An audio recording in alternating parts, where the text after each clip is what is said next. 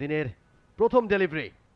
New Zealand এ দলের বিপক্ষে সিরিজের প্রথম ম্যাচটা হারের পর স্বাভাবিকভাবেই পরেরটায় জেতার জন্য মরিয়া হয়েছিল বাংলাদেশ এ দল। মিরপুরে তাই এক পেসার নিয়ে মাঠে নামে লাল সবুজ, কিন্তু শেরেবাংলার ঘূর্ণি উইকেট এ দফায় দুহাত উজাড় করে দেয় ব্যাটারদের। ফলাফল নিজেদের প্রথম ইনিংসে ৩৫৭ রান করে টাইগাররা।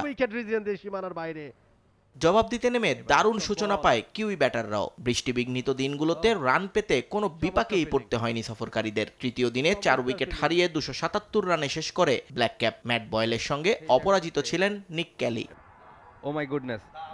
আগের দিন যেখানে শেষ করেছিল কিউইরা, ঠিক সেখান থেকেই একইভাবে শুরু করেন তারা। ৭-৪ আর ১ ছক্কায় ৫৮ রান করে দিনের প্রথম ব্যাটার হিসেবে উইকেট বিলিয়ে দেন ম্যাট বয়েল। অন্য পাশে নিক ক্যালি ছিলেন অবিচল। সঙ্গী হারালেও নিজের রান বাড়াতে কোনো ভুল করেননি এই ব্যাটার। তবে সেই সুযোগে অন্য পাশে কেউই আর তেমন সঙ্গ দিতে পারেননি ক্যালিকে। মিচেল হে আউট হন মাত্র ৩ রানে। ফক্সক্রফট করেন ২৭ আর লেনক্সের ব্যাট থেকে আসে ২০ রান। ছোট্ট এই দুই জুটিতে স্কোরবোর্ড সচল থাকে নিউজিল্যান্ড এ দলের। এর মাঝে ব্যক্তিগত সেঞ্চুরি তুলে নেন নিক ক্যালি। ১০৩ রানে তাকে ফেরান নাইম হাসান। ৩৭৯ রানে অল আউট হয় নিউজিল্যান্ড এ দল। ৪ উইকেট নিয়ে টাইগারদের সেরা bowler off spinner Naim Hasan, আর ৩ উইকেট নিয়েছেন একাদশের একমাত্র পেসার খালেদ আহমেদ।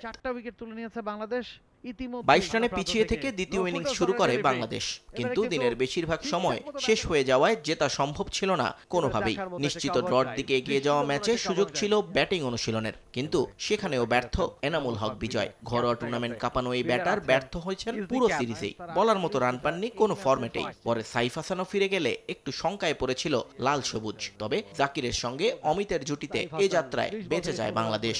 ম্যাচ হারলে আপনি অনেকগুলো কথায় অনেক উঠাতে পারবেন, বাট আমার কাছে মনে হয় যে জিনিসটা হচ্ছে কারো ইন্ডিভিজুয়াল চিন্তা না করে হয়তো টিম হিসেবে আমার কাছে মনে হয় যে যেটা বললাম যে সিলেটের একটা ঘন্টা বা একটা সেশন আমরা একটু খারাপ খেলেছি, তার কারণে কিন্তু ব্যাকফুটে চলে গিয়েছিলাম। মেন্টাল ব্যারিয়ার একটা অবভিয়াসলি আমার কাছে মনে হয় যে ওই মেন্টাল ব্যারিয়ারটা আমাদের পার করতে হবে ইভেনচুয়ালি।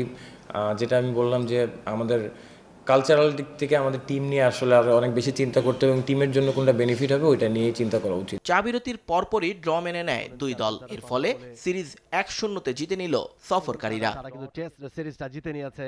নিয়ন মোহাইমেন, সময় সংবাদ।